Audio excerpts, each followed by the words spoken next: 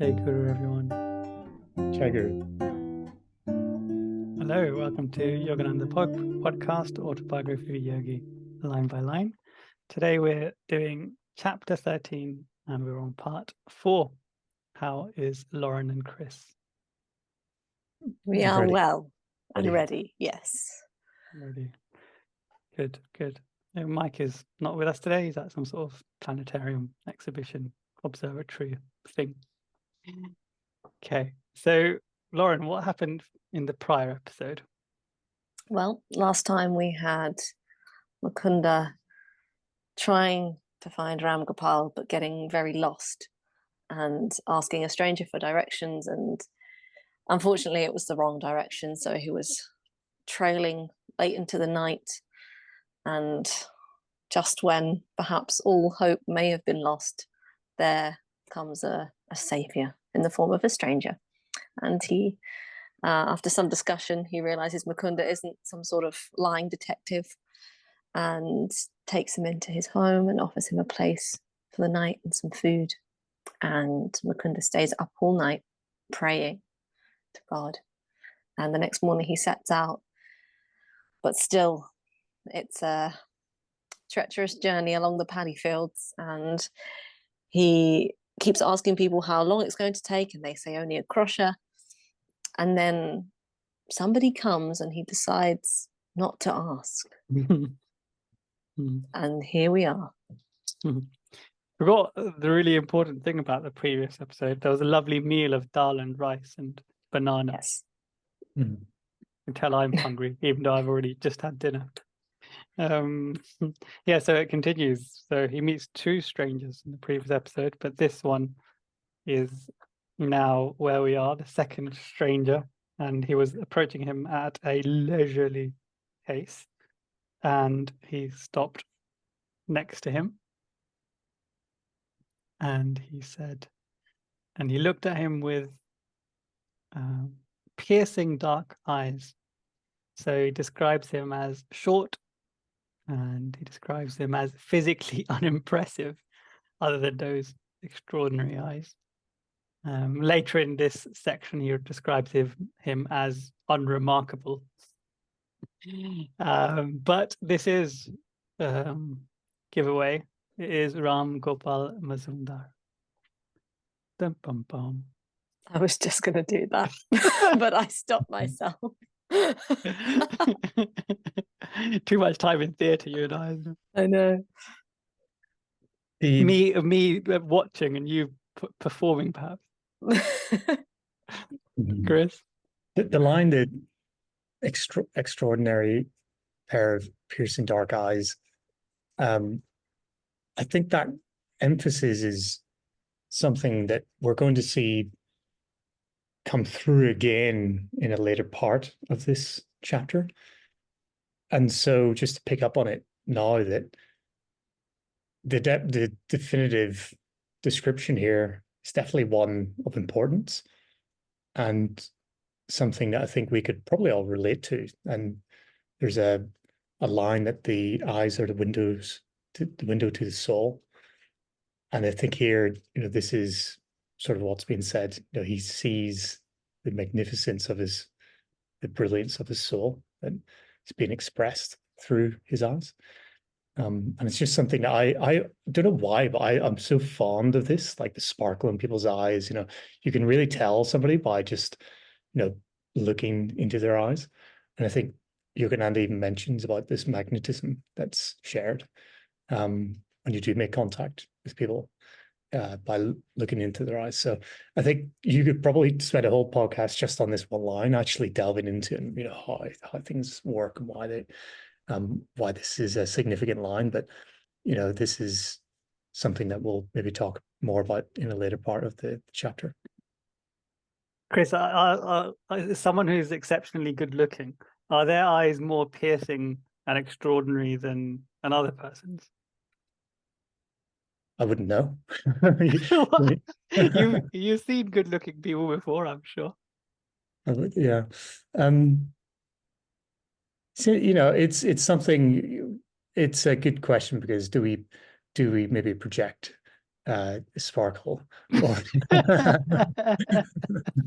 or or not. I would say it's irrelevant, isn't it?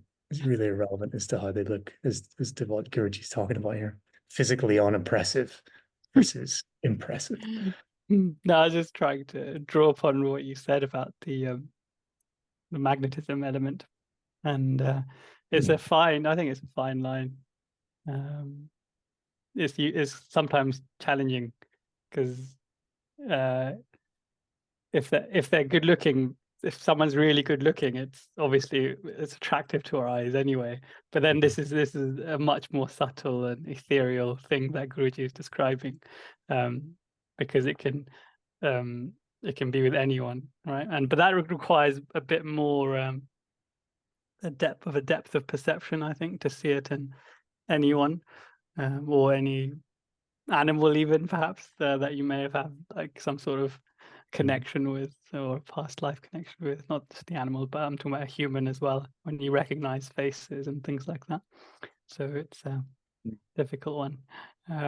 I struggle with it sometimes. I'm thinking, is this just, is it me, or is it something more deeper than that? Is it psychological? Have I seen this person before? All these questions go in your mind, isn't it, when you're when you see someone's eyes that kind of make you feel goosebumpy sometimes. I had just a fun story. When I was younger, I had a friend of mine, and one of our things that we would have as a connection is when we were out socializing. Sometimes all you would have to do is lock eyes with them, and you would burst into laughter. You would come into some kind of fit frenzy of some kind of excitement, and joy would bubble up, and we would sort of joke by covering our eyes and then looking at each other. And I think looking back at that, there was something between us that maybe the memories of past lives, there was something activated. Just this one person was always a little bit of madness kind of brought out, and it's just when we love this. Yeah, telepathic comedy. I remember that with a few of my friends. Got me into a lot of trouble in classrooms. Uh-oh. Yes. Why are you laughing? I don't know. Don't ask. But there's, in some prints of the book Autobiography of a Yogi, there is a picture of Ram Gopal Mazumdar, and we see a very apt picture for the description that Guruji has given. And it's a very majestic picture. He's got shades of Sri Yukteswar in him. He's got shades of Lahiri Mahashaya in him. Eyes, perhaps like Guruji in him. His pose is a very common pose in India. He's got the dori, the string that the Brahmins wear. He's doing his japa meditation. He's got his mala in his hand. He's doing like a half lotus posture with sitting on a leopard skin, I think it is. So it's quite a majestic picture, and it's a little bit of a mystic one, especially when you see his eyes, those piercing eyes. You can see them certainly in this image. And I know lots of listeners may not have seen this image, so we'll put it as the profile picture or the screen, screen capture for the YouTube videos as well. Lauren? Do we know who drew this? I don't know if it's a drawing or a picture. Well, what do you think? I've been looking at it kind of closely, and I feel like it's a drawing. The tree on the left looks quite flat, as does the rug, but there's something about those eyes that seems so real, and the face is very real, isn't it? Yeah, I thought it was like a hybrid, actually. I thought just like maybe his face is real, maybe his upper body, and then the rest has been sketched into. It's we're given no history of this picture. Yeah, but, which begs the question: if it is a photograph, how did it come into existence? Indeed. Indeed. But then when we have some of our, back in those days, the pictures are quite grainy, aren't they? So they probably had to touch them up. Like some parts were probably like really clear and some parts were blurry. So they had to, the blurry bits, they kind of may have colored in, if you know, modified as it were. Because obviously this picture is more than 100 years old, isn't it? Especially in the context of where we are in the story. So yeah, it's a lovely image. So he then, Ram Gopal Mazumdar says to young Mukunda, I was planning to leave for Ranbajpur, but your purpose was good, so I awaited you. And it's a lovely thing to greet someone that you've been looking for days, isn't it, for them to say this? You're kind of verifying and putting to just giving it some importance to your journey and your difficulties, and kind of making you not feel so bad for all those hardships. Yeah, and it's a line that it's interesting to hear, really, given that we spent a little bit of the first few episodes of looking at the first parts of this chapter, talking about how Yogananda somewhat betrayed his own conscience. But yet we're seeing here that his purpose was good. So that even though his, Yogananda's conscience smote him, in his own words, and he was going against his master's wishes, his Guruji's wishes, Sri Krishna's wish for him to stay. Here we're seeing that his purpose was good. So, there's maybe something to parse apart for us in terms of what are we directed by in life. But certainly, he's not doing something out of selfish motivations. Indeed. And the stars, I think when your purpose is good, and I've experienced this, the stars kind of align and work in your favor to achieve the outcome. Even if it's very remote, the chances of success, it seems to come into fruition because your purpose was good, which begs the question.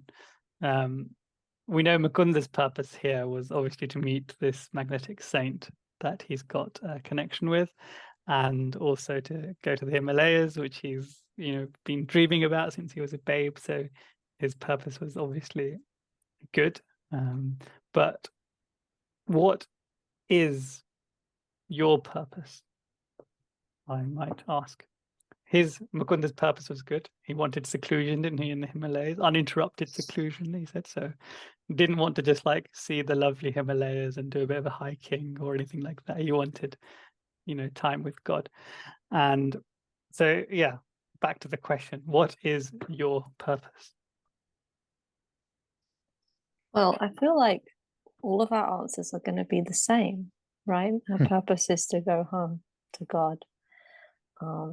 I remember reading something from Guruji, and again, I'm going to butcher it because unless I remember it word for word, it's going to be not quite the same. But he was basically saying, our only purpose is to find God, and anything else is a false dream. So there you go. Can't argue with that, really. Mic drop. I liked it, Laura. To go home. I like it. So, Chris, what is your purpose? Go home. To go home. In your words. It's a funny one because I don't think I've ever, until I found the path for SRF, thought about a purpose. I think the way my upbringing was, maybe it's a relatable story, so I'll touch on it, was, study hard, get good grades, get a good job. Beyond that was a bit of a up to you kind of thing. But very much the guidelines in life, the purpose of life was to, study hard and try to secure yourself a good job, i.e. money. But for me, that journey was quite strange because I wasn't very disciplined, I didn't want to study hard. I didn't really I didn't really see the purpose of it myself. Given that I mentioned the purpose of all these things was really to get a good job, to get money. And I didn't really think that was very important in life. And I remember my head in my hands at one point talking to my auntie in London, and I didn't really enjoy the work that I was doing in London. And she said, "Well, Chris, you're bound to want to do something." And the topic was loosely on the purpose. Like, what is your purpose? What is it you want to do? And I kind of, in despair, was saying, I don't think I want to do anything. Like, there's nothing that I'm really drawn to that much. And it was a bit of a crisis moment.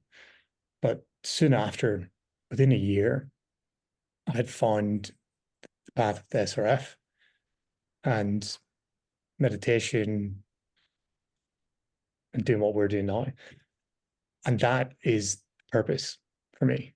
Everything else is so immaterial in many ways. It's not that it's not important in and of itself, but it's a shadow.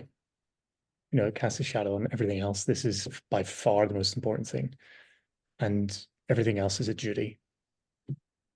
And to my mind, I thought, the career and doing, money and things like that I was drummed into me from a young age, that was the purpose of life. But these, they're duties you can carry out. And this is the only true purpose for me. Yeah, it's easy to get caught up, isn't it, in that mindset of, oh, I need to find my purpose of the thing that I need to do in the world.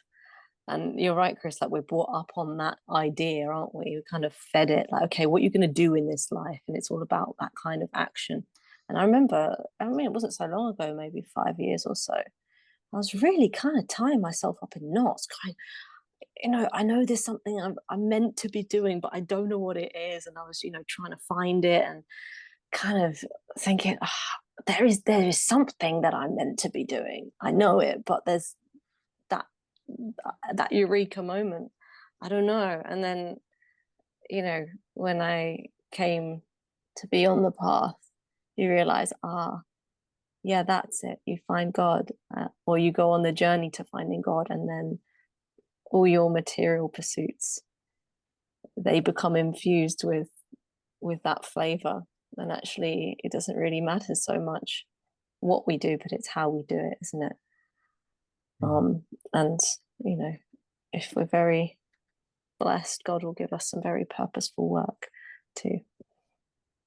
Can I just add to that? Ironically, my career and everything else took off after I thought. Me too. Me too. Struggled putting money first and trying to, justify certain actions, try to chase these things, and struggled. And actually, when I let go of it entirely and put this first, everything else came so easily. And I've been able to sort of use whatever I've been given for other things that I think are much more wholesome. And I don't put that down to myself. That's what I hope is God's plan. And to then be that vessel is, to say, okay, I'll not put myself first, I'll put you first. And then it doesn't mean that you're sacrificing any other success in life. It means actually it's probably going to be amplified in some way. If you're going to carry out God's plan, you might need a lot of material success to be able to do that.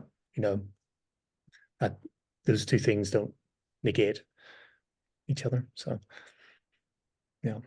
Well said, the two of you. Yeah, I got flavors of that same concept of how the stars align when you kind of hone in on your purpose. And if you'd asked me this question, I very simply just say self-realization is my purpose. May sound a bit selfish, but that is what it is for me. Because I think your own realization is also the greatest gift you can give to the world as well. So it's initially maybe selfish, but ultimately it's selfless, isn't it? So Lauren, you said to go home. One way of saying the same thing, I suppose. But Chris, you said finding, you found your path and just following it, and that's kind of your purpose. And this is a little bit true for this chapter that I'm going to read out, because it's a similar concept, Chris, from Man's Eternal Quest, with the chapter Self-Realization, the Criteria for Religion. So, Lauren, do you want to read out this paragraph for us about the... Thou shalt love the Lord thy God with all thy heart, and with all thy soul, and with all thy strength, and with all thy mind, and thy neighbour as thyself. These 2 commandments sum up the whole purpose of religion. If you sincerely love God, you will do only what is based upon truth. Your love will not allow you to err against him. Bring in the light, and darkness will vanish as though it had never been. Bring in the love of God, and the darkness of ignorance flies away. The science of yoga explains the truth behind the first commandments and gives definite scientific techniques that enable the devotee to attain the divine communion necessary in order to love God so completely. Behind each part of these commandments is a deep metaphysical truth. Yeah, and then it goes on, this paragraph, this section goes on further to define what each of those verses mean, from the Bible quote that Lauren initially read out, which is a really nice section, and in relation to our purpose as well. So thank you, Lauren.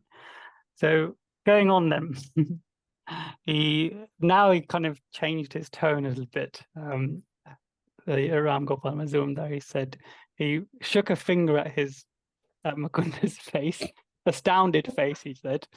And he said, aren't you clever to think that unannounced you could pounce on me? That Professor Bihari had no right to give you my address. What a contrast, isn't it? Like, you're completely blissed out because you found who you're looking for after this arduous journey, and then he just springs this this bomb of a reception, which is some very much unexpected, especially in the context of Indian culture, in the sense that Atithi Devo Bhava, the guest is God. So you usually expect a royal welcome, especially from men of realization. Of course, there's all sorts of different saints and mystics out there that have various and wondrous ways, and this is in that category. He is playing very many different roles in this little exchange, isn't he? And he then says, considering that introduction, Mukunda Paramahansa Yogananda reflects, considering that introduction of myself would be mere verbosity. In the presence of the master, I stood speechless, a little bit hurt, he said, which is quite funny, isn't it? But he was hurt because of the second part, but you would have thought that he would have been glad, relieved that his journey has kind of come, long and arduous journey has come to final fruition. And with hindsight, we know, and Mukunda Paramahansa Yogananda knows how the journey, how this section of his life ends, and what wondrous tales Ram Gopal ends up telling him and experiences he ends up giving him. So here is a kind of a clue to life. Like, he may have been hurt, but knowing what we know now from this chapter in the book, that hurt wasn't really warranted, because it's all part of the divine play, isn't it? And Guruji tells us not to take life too seriously. So if you get Ram Gopal Mazumdar with his piercing eyes, pointing his finger at you, telling you off or scolding you for sins that you haven't committed, just take it in good jest, and take it on, rub it off your shoulder, because it'll work out well in the end. So going on, then his next remark was even more abrupt. He said, tell me, where do you think God is? What a What a great question. And like the second, Mukunda hasn't even responded to any of his initial, meetings, questions or points, and then he gets one of the most profound questions you can get asked. Hey, Chris.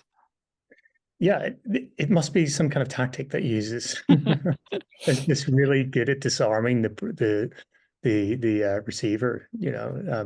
He's able to weave the worlds of very down to earth, practical kind of worlds and the more ethereal, and it is very disarming, I think. And we're going to see actually later on in the chapter that he continues to use this. So this is something that he's maybe, could you say, if you were needing to be shooken up a little bit, we've seen Mukunda sort of walk away from his guru, and maybe he's not quite thinking clearly. Maybe he is sort of needing a little bit of a shake-up. Maybe this is unique, he's using this one-off tactic to, on balance Mukunda a little bit here. There's two types of disarming, isn't there? There's one where, when we generally use the word, we're disarming someone of their shyness or their pride or these kind of things. But here he's disarming him of his ego or pride, and really like getting him to just forget about everything else other than being in this moment and thinking about the most profound questions that he's asking him. So where do you think God is? If I was asked this question, I would say omnipresent. We chant omnipresent I am Om.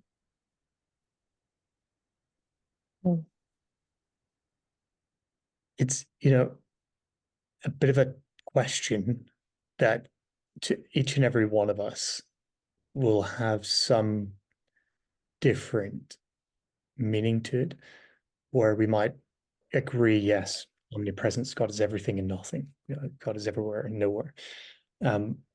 But whenever I was thinking about this question myself, I thought, whenever I pray, Heavenly Father, Mother, Friend, Beloved God, there's at times each one of those words has a more deep and meaningful impact on me. Sometimes I feel friend very strongly, and maybe it's in that moment I need that comfort of a friend, or I feel mother very strongly, and then I feel that motherly love and that embrace.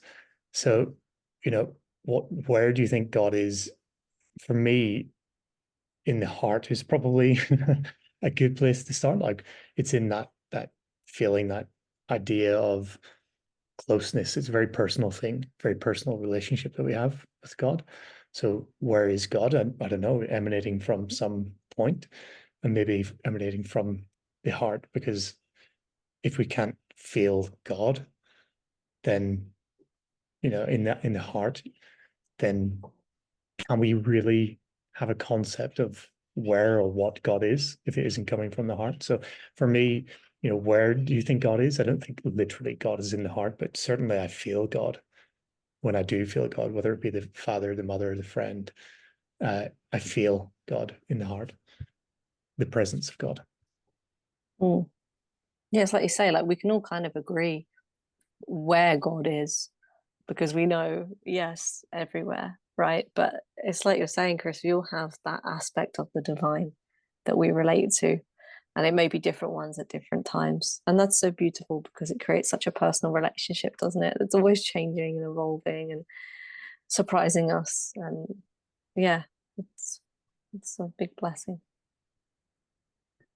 Yes. So I don't know how much of my answer you heard, but if you'd asked me that question, where is God, I would have said, I like the chant omnipresent, or I am Om, Om, Om. I love that chant. So Om is the concept I think of, and omnipresence. So which is a bit like what Mukunda has said in the next line, why he is within me and everywhere. But then he said he doubtless looked as bewildered as he felt. Because he wasn't really expecting a riddle, was he? Where is God? Aren't you clever?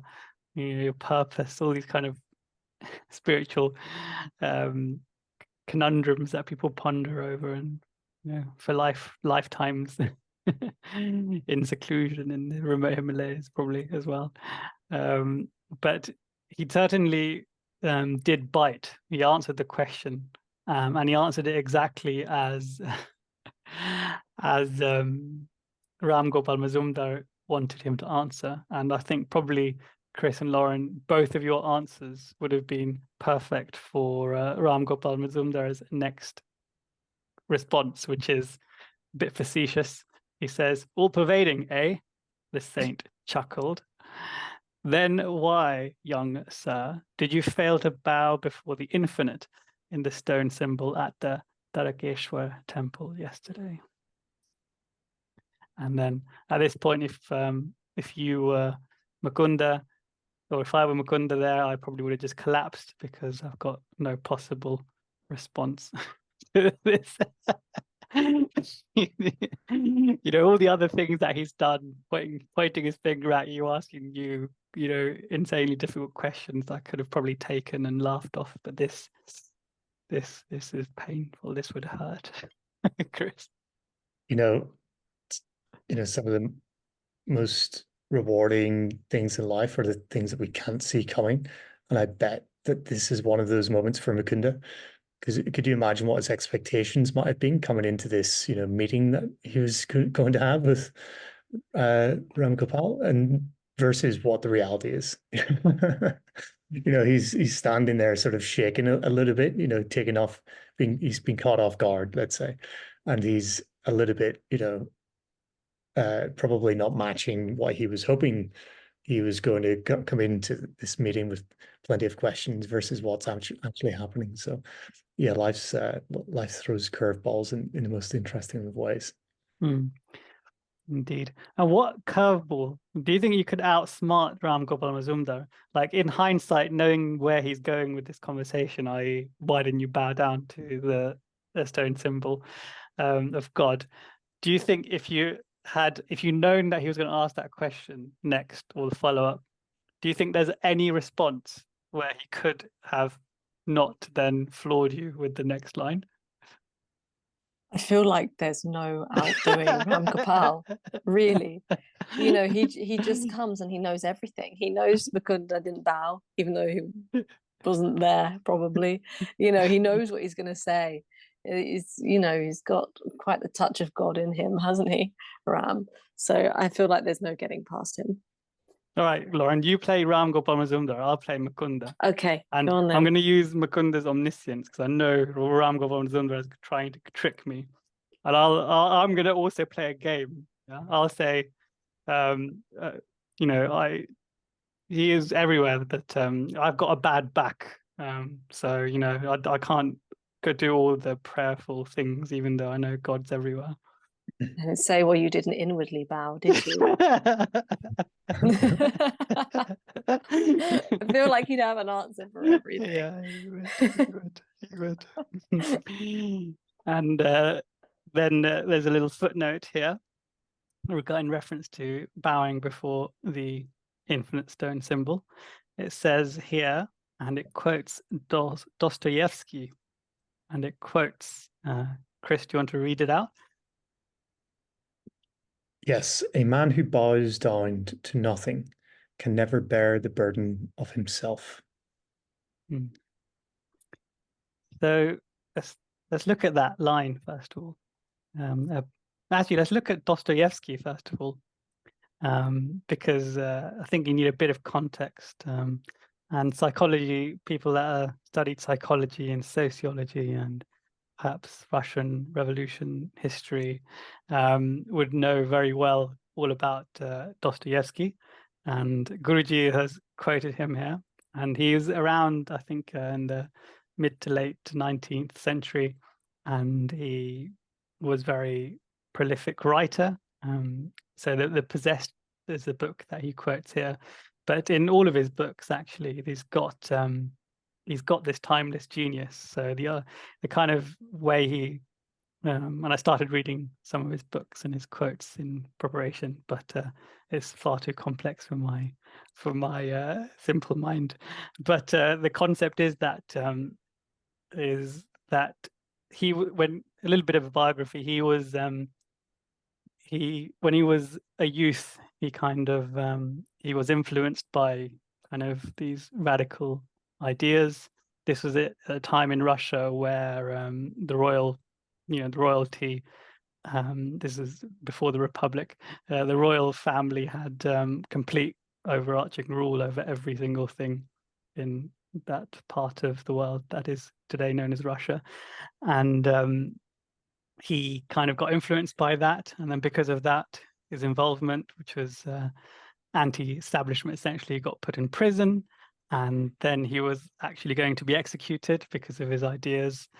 But last minute, he was not executed, and he had to go work and become a prisoner of, and do labor, lots of labor.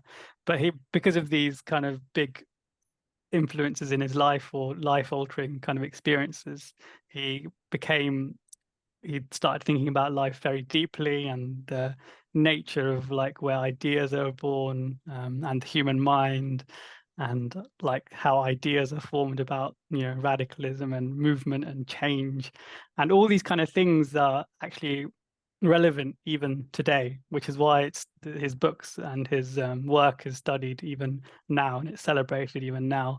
And the book that is referred to here is called The Demons, but it's also called The Possessed as well in other ideas, and in other translations, because it's obviously in Russian. And the concept is that what demons, what ideas do you have in your mind that kind of change the course of history? And this is what kind of happened. He kind of describes the outlook in pre-communism Russia. So these kind of ideas influenced Stalin and Lenin. So it's a really important person, I suppose, in the history of Russia. So it's a bit not strange, but if Guruji really read his work, it's a serious undertaking reading Dostoevsky's books. So it's obviously we're not surprised if Guruji did, but it's quite serious. And he's obviously quoted quite a lot even now, so may not necessarily have read it, but he could be quoting it here and there. But the quote, going back to the quote says, "A man who bows down to nothing can never bear the burden of himself." Now, there's a couple of meanings to this.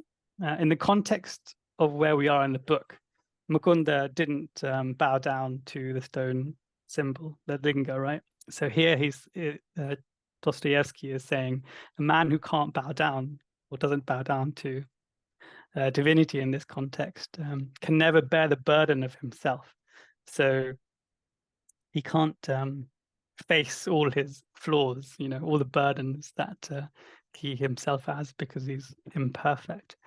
But the common conception of what this sentence actually means is that you should refuse to bow down to external pressures and ideas and restrictions, and then we can manifest our true natures.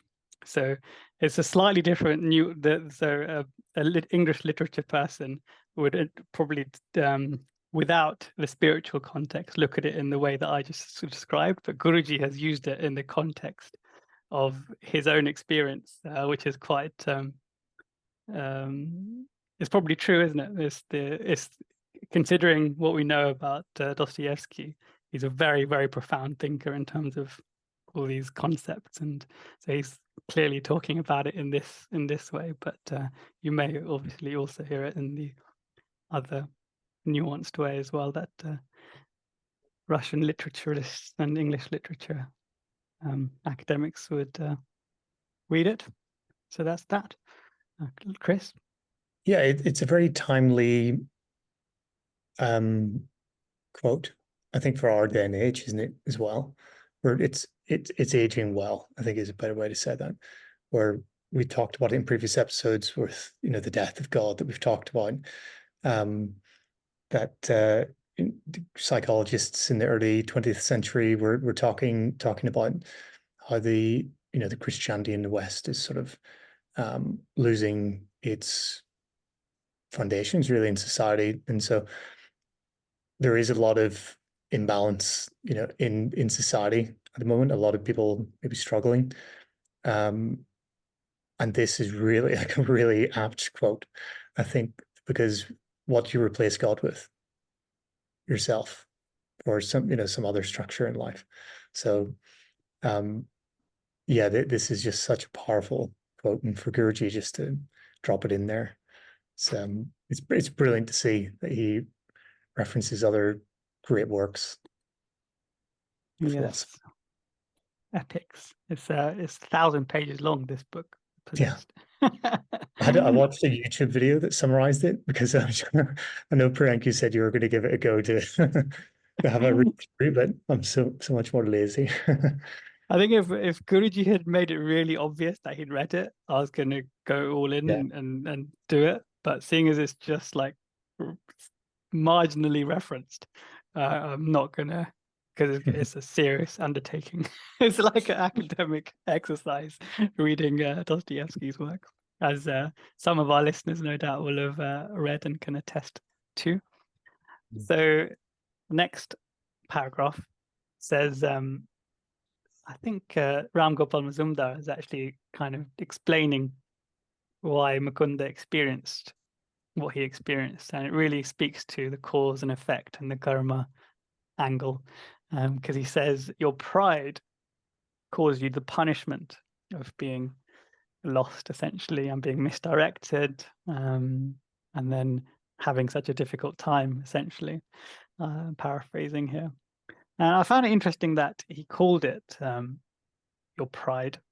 I don't know if you guys did, because when Mukunda said that, or when he was at the temple, and he said essentially that God is within. You know, I don't need an outward physical symbol to to pray to worship. I didn't think that he was being prideful, but here we have Ram Gopal Mazumdar very clearly saying that your pride is what caused your downfall essentially over the past few days. Chris? Hands up if anybody else had shivers down their spine when they read this paragraph. I thought, okay, well, we've watched Guruji, you know, go through this quest. You know, he's going on this quest to find this great saint, and he's had a tough time of it. You know, he's been walking for hours in some strange terrain in darkness, and he's gone through this bit of a nightmare. You know, he's spent a night with a person, probably a sleepless night because of the noise and things like this. And I thought to myself, wow, how often have I sort of gone down the wrong road, you know, this windy road with sort of pitfalls, and then leading me to think logically, okay, well, I must have done something wrong, you know, to take ownership of that.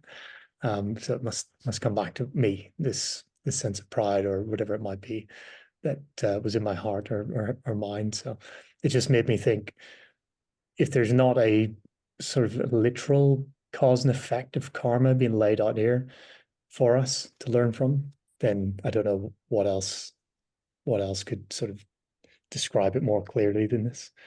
That Yogananda Mukunda suffered in these little instances for us, and he's sort of telling us this story to say, hey guys, you know, you'll have to go down a more windy, longer road if you don't stay on the right path. But yeah, it's some shivers from my spine. So in this context, it's the fact that Mukunda didn't show reverence, right? He didn't outwardly show reverence. So for example, if Ram Gopal Mazumdar was there and he just saw Mukunda essentially looking at the altar and then just looking away, you know, he may have, from his perspective, it would have looked like pride. Outwardly, it's a show of pride, right? Inwardly, Mukunda's intentions, we know, were quite pure, because he was bowing inwardly, right? Because he was thinking God is inside. I don't need to form the outward worship. So from an outside perspective, it would look like pride, but we know what his intentions were. And so that would then imply that even though our intentions may be pure, if we don't follow what needs to be done and what should be done, then we will face the ramifications as if, regardless of our intentions, and maybe not as bad as if our intentions were completely impure, but will have to face some ramifications. And then remember, I talked previously in a previous episode about following certain customs, and during the Kriya initiation ceremony, we do various things, even especially after receiving the Kriya, and we do it similarly in commemoration services. We offer a flower and a donation in an envelope. These are all these kind of small things that they're encouraging you to do, because you're going through this process of grace and blessing, and you have to kind of give something back. And if you don't, then this is kind of what could happen. I just want to comment on the inward bowing moment, because I'm not sure if Guruji, when he was young as Mukunda, did actually inwardly bow to God, because I'm just looking back at the chapter, and he said, my own mood at the moment was so austere that I felt disinclined to bow before the stone symbol. God should be sought, I reflected, only within the soul. So it seems to me like it was a reflection rather than an action, that he thought, I'm actually going to just inwardly dedicate this moment. And perhaps the pride part comes from Mukunda following his mood rather than his devotion and love. He was feeling so austere that he just didn't want to do it, and he followed his feeling rather than his love for God. So maybe that's what Ram is talking about here, his inclination to just let his actions be led by his mood. Potentially. Yeah, good point. But that is how that would read. But knowing Mukunda, and as we do, it's difficult. It's difficult for us to imagine him being prideful in this scenario. And the way Ram Gopal Mazumdar is like commenting on the outcome or the impact or the effect, it gives credence to the Christian outlook of like a vengeful God that is kind of not, jealous when you don't offer your life to him or worship him as he wants to be worshipped. It kind of gives credence to all of that. But equally, it could, if you don't want to subscribe to that personification or that reflection of God, you can just say that you're essentially the cause of your own misfortune, aren't you? If you don't do the prescribed things, like, for example, Mukunda would have seen probably hundreds of people bowing at that point. And even though he's had all these divine experiences, and he can, actually with some legitimacy look within, rather than outward symbols, he saw hundreds of people doing it. So it wouldn't have cost much to do it. And obviously he had to go through this, and we had to also go through it with him and reflect on what happened to him and what could happen to us if we don't do these various things. So Chris. No, I would say just on that, I saw a really great post on LinkedIn the other day, and it was a chap just sharing his timeline, what happened to him in his life, and his journey, and how this one failure led to another, or these instances of setbacks and difficulties kind of pushed him into take a certain path, and then pushed him onto another path. And essentially, he summarized it by saying that, you know, we're being guided in life. You know, we're being redirected, I think is what he was saying. So there's little things that nudge us in life that sort of redirect us. And it I think really here could be referring to refocusing on where our attention's going, to say, you know, okay, you're slightly off. You're slightly off. Just pay attention to what you were thinking or saying or doing and try to readjust the course. Because, you know, if you're only slightly off and you're thinking like Mukunda was here to say, like, you know, I'm not going to bow to this statue, you know, I should be looking internally. That's slightly off because his purpose was good. So it's not like he committed a great sin. So here he's sort of being punished, you know, this uncomfortable time, fairly uncomfortable time. If he would be able to clearly reflect on what has happened in recent times, maybe he would say, okay, actually, I was probably slightly off on this, and recalibrate himself and get back on a truer course of action. And this spark of divinity that we have in ourselves is sort of constantly trying to get back to the greater self. So it's like this, you know, trying to readjust the course so that it can guide itself back to unity, you know.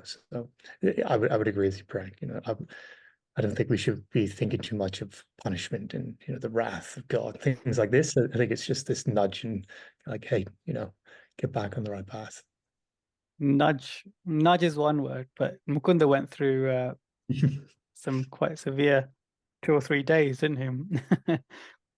It was quite a severe sentence, you might say, which happens to us a lot, right? We go through many trials and difficulties that sometimes last days, sometimes weeks. If you're very unfortunate, years, right?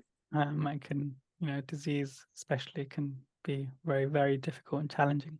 And in terms of trials and tribulations, I've got a reading here. It's from Journey to Self-Realization, and it's on resurrection and renewing and transforming your body, mind, and spirit. It's in that chapter. So it's specifically about this, you know, trials that we experience and why God puts us through it. Chris, would you like to start us off? And Lauren, you can finish. And Lauren, Chris. God knows that it is because you are beclouded by self-created ignorance that you are tossing on the sea of trials, unable to see the omnipresent Spirit pervading everything. He knows that you are adrift in the little bark of your life and must battle the storms around you. But he also knows that you are moving toward him. When trials come, pray to the Father, I have launched my boat on a dark sea, but I have heard thy call. I know that thou knowest I am coming. You must battle even when hands seems to break. You must battle, you must not give up. Then the clouds will vanish and the life of happiness, prosperity will be back again. You will forget your trials. Trials do not come to destroy you, but to help you appreciate God better. God does not send those trials. They are of your own making, the effects of conscious or unconscious actions in the past, somewhere, sometime. You must blame yourself for these, but do not, as a result, allow yourself to develop an inferiority complex. All you have to do to overcome your trials is to resurrect your consciousness from the environment of spiritual ignorance. Ever affirm, Heavenly Father, I know that thou art coming to my aid, and that I will see thy silver lining haloing the dark clouds. In this tumultuous sea of trial, thou art the pole star of my shipwrecked thoughts. What are you afraid of? You are an immortal being. You are neither a man nor a woman, as you may think, but a soul, joyous, eternal. Do not identify your immortality with human habits. They are your deadliest enemies. Even as Jesus could manifest his love and say, when sorely tested, Father, forgive them, for they know not what they do. So should you become able to forgive others, even in the midst of exacting trials, and say, my soul is resurrected. My power is to overcome is greater than all my trials, because I am a child of God. Those who receive God are those who develop their mental powers by serious application of spiritual laws. When your mental powers expand, your cup of realization will become big enough to hold on to the ocean of knowledge. Then you have resurrected yourself. So, as we can see, Mukunda and Paramahansa Yogananda wholeheartedly agree with this concept that Ram Gopal Mazumdar has described about the cause of his misfortune. And Mukunda writes, or he ponders here, that he wholeheartedly agreed, and he was wonderstruck at the omnipresent I, the unremarkable body before him. So I note that he said omnipresent I, singular, not dark, piercing eyes, plural. He's talking about, of course, the third eye of intuition, the singular eye, the all-pervading Christ consciousness representation eye, which is quite cool. And he kind of makes it really subtle, isn't it? You might have thought, oh, it's a typo, eyes, omnipresent eyes, omniscient eyes, but no. The other thing he says is, then he felt that healing strength emanated from the body, and Mukunda was instantly refreshed in the scorching field. Because remember, he's been walking all day without water in this fierce heat, and he was somehow refreshed, which is really nice.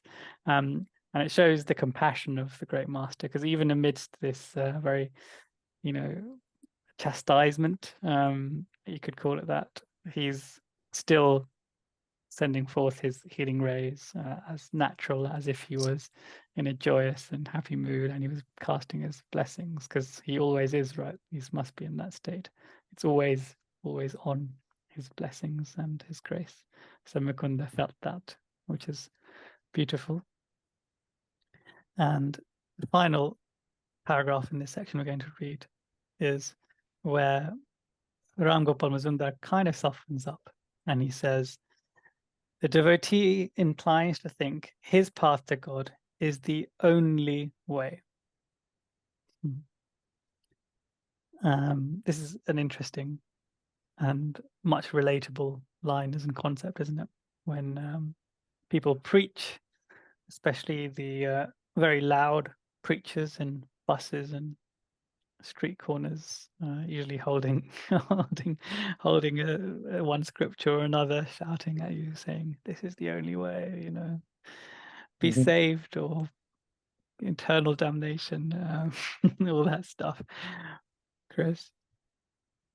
I grew up in a world where that was very much on the tip of people's tongues, the Catholics versus the Protestants. And the history really was that each side thought that the other was going to go to hell for forever if they didn't convert to the other side. And obviously, there's massive history with conversion and things like that were pretty horrid back in the day, from one faith to another. But when I was exposed to some of the concepts that Yogananda and SRF have, which is this: there are many paths to God, it was like a tonic, psychological tonic to me, because I'd sort of heard this combative, rhetoric my whole life. And when I heard this, I thought, wow, that's it. Like, that is true. The truth was that revitalizing power, just hearing this. So for me, like, this has a really big impact, change of recalibration of how to think about God. Good, you had the recalibration. Well, I or say calibration. I was never actually Calibrate. on our side. Yeah, I was never on our side, but it always rubbed me up the wrong way when I heard. Because one of the, when we have the healing service, we pray for people's physical healing, mental healing and spiritual healing. And the spiritual healing is quite subtle. You know, we pray for people so that they can experience divine love. You know, people that don't have love, or they can't love, or they don't show love for God, or they don't want to meditate, or they don't feel like they should meditate. And there's also this: if people have got spiritual pride, right, they think that theirs is the only way, and they're kind of dismissive and they put other people down. This is like one of the things that we pray for people to like come out of this kind of position, because it's really, really negative, isn't it? It kind of puts it kind of starts wars, isn't it, sometimes, this kind of mentality. So Tribal. this, yeah, makes it very tribal. And this is why you know, when he when Ram Gopal Mazumdar said pride, essentially saying your pride caused you. I didn't put Mukunda in this category, even though he didn't do what everyone else was doing. He didn't condemn them. He just inwardly decided he didn't want to just do what everyone was doing, which is why I think there's more to it than exactly what's written in the autobiography. But again, actually, could just be me. There's always like lots of subtle things behind the lines, isn't there? Because Mukunda isn't in this category. He never was in this category that we just described. Yeah. So the next line is that he describes that yoga, Ram Gopal Mazumdar describes that yoga through which divinity is found within is doubtless the highest road. So this now, if we go out on the street and say divinity within is the highest road, is this the same category as people saying accept this or eternal damnation? Is it?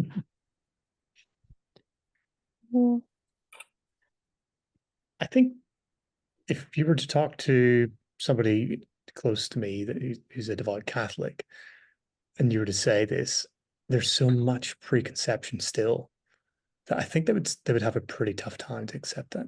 You know, that there is a universal approach that you and I like that we might appreciate, the mantras and things like this, but to many people, they still have so many preconceptions. I see, I'll just cheat, but I see you've mentioned Hong Sau here as Such a cheater. I cheated as to your notes. I need to put it in my own language next time. Yeah, exactly. Never be able to code it somehow so I can see it.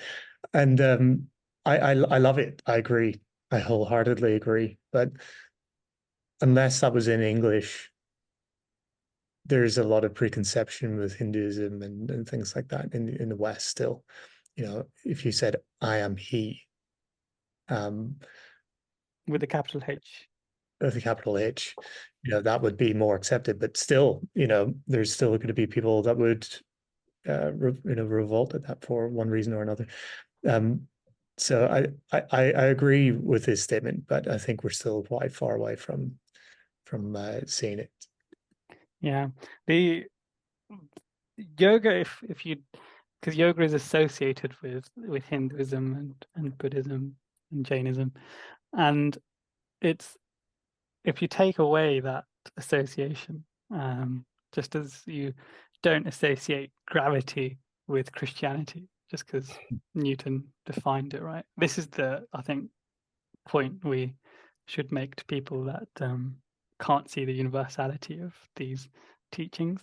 It is the highest road because it is not sectarian. It's all inclusive, and you know, as you mentioned with Hong Sau, I am he. There's, you know, even in Hinduism, there's people that say Krishna is the only way. You know, if you're following any other god, it's a lesser god, and they kind of condemn those paths, literally condemn them. And then there's other paths that associated with Divine Mother. She's the only way, and then everything else you're not following the ultimate path. You're not going to make it, essentially. But here with Hong Sau, is not defining a form or a attribute of the divinity. It's just saying that I am the divinity.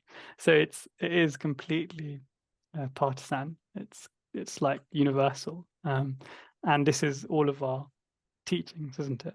Because we can choose which form of Mukunda. Paramahansa Yogananda has told us in our lessons that we can choose which form of divinity most resonates with us, whether it's the father aspect or the mother aspect, or it's Krishna or Shiva or Jesus Christ, or none of those, just light, or the resonance of the word Om, for example. It could be any of those things or none of those things. You don't have to have any of those, but you can still follow the techniques and the guru, perhaps. So it is all inclusive, and we call that concept is, what is your Ishta Devata? What is your preferred conception of divinity that you stick to, Chris? Yeah, I think if you went to somebody like Richard Dawkins and sort of said that you could do this chant divine, he, I think that would still sort of fly in the face of his philosophy and his approach. And there are many people in that camp, atheist camp, to which this might be really tough, actually, still to kind of get behind and follow. But one thing that I have found is a really nice stepping stone is actually the asana yoga, because we all have bodies. We're all fortunate to have bodies, and many of us fortunate to have functioning bodies that we can all relate then to the movements in whatever form of asana you're doing. Ashtanga was one that I started out with many years ago, and I saw the improvements in my overall well-being, mental, physical, emotional. And I am a proponent of that, to say, look, you don't have to be spiritual in a sense to get that, to go and see that the flow of life is stronger whenever your body is in sync with doing these movements and the breathing and the focus. Everybody can do that. You don't actually have to have some kind of philosophical belief, to believe in a higher being for that, because it's your physical self, and at the very fundamental level, people can get on board with that. So whenever I think about yoga, I think for most people, when they think yoga, they think of these movements, and they can get on board with that. So at that level, I would agree. I definitely would speak to people and say, try it out, because your experience of it should change your perception. You still, to be fair, you still have to be open to it. Maybe you could block it by some mental blocks, but very much at that level, I would hope that everybody can get on board with yoga. It's true. Richard Dawkins wouldn't try Hong Sau probably because of that. Yeah. If you didn't tell him what it means, and Guruji says that there's astral vibrations, right?